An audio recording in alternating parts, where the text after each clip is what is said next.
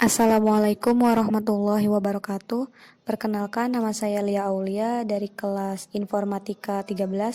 Di sini saya akan menjelaskan sedikit tentang manajemen perubahan dalam organisasi, di mana video ini dibuat untuk memenuhi salah satu tugas pengantar manajemen yang dosen pengampu Dr. Muhammad Ridho Hidayat, SHUD MEI. Baik, langsung saja kita ke pendahuluan. Setiap organisasi, apakah itu berbentuk organisasi bisnis, publik, ataupun organisasi nirlaba, senantiasa menghadapi perubahan.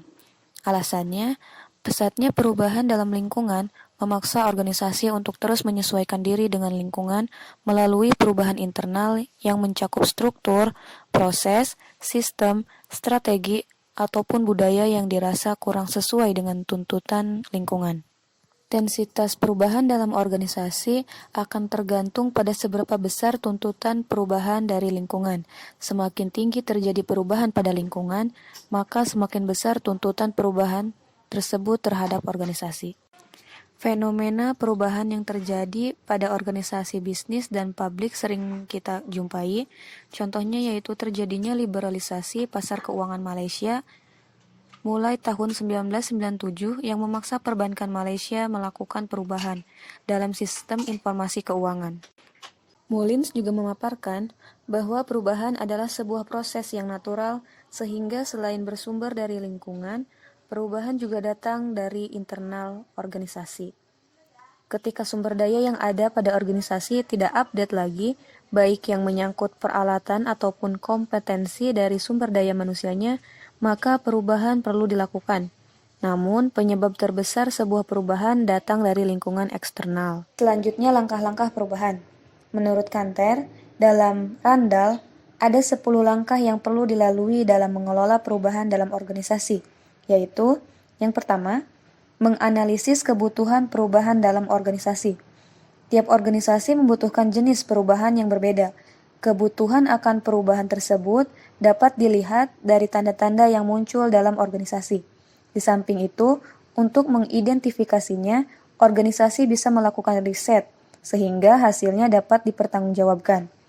Yang kedua, mengomunikasikan visi. Setelah diidentifikasi jenis kebutuhan perubahan, maka rencana perubahan tersebut perlu dikomunikasikan kepada anggota organisasi, sehingga mereka menyadari perlunya perubahan dalam organisasi. Karena yang ketiga, meninggalkan kebiasaan lama. Kebiasaan lama yang terbentuk menjadi budaya dalam organisasi biasanya akan menyatu pada diri anggota organisasi.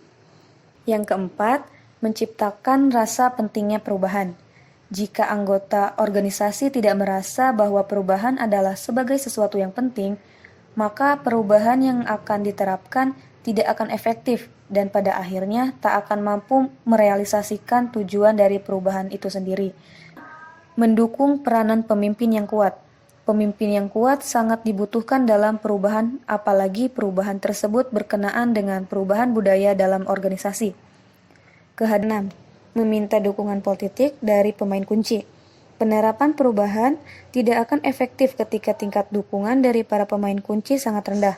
Ketujuh, membuat perencanaan implementasi yang tepat.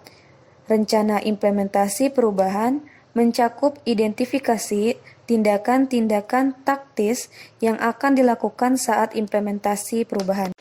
8. Mengembangkan struktur yang tepat pada organisasi dengan anggota yang beragam, di mana kompleksitas masalah perubahan juga beragam, maka sangat diperlukan bagian yang menangani perubahan dan dampaknya.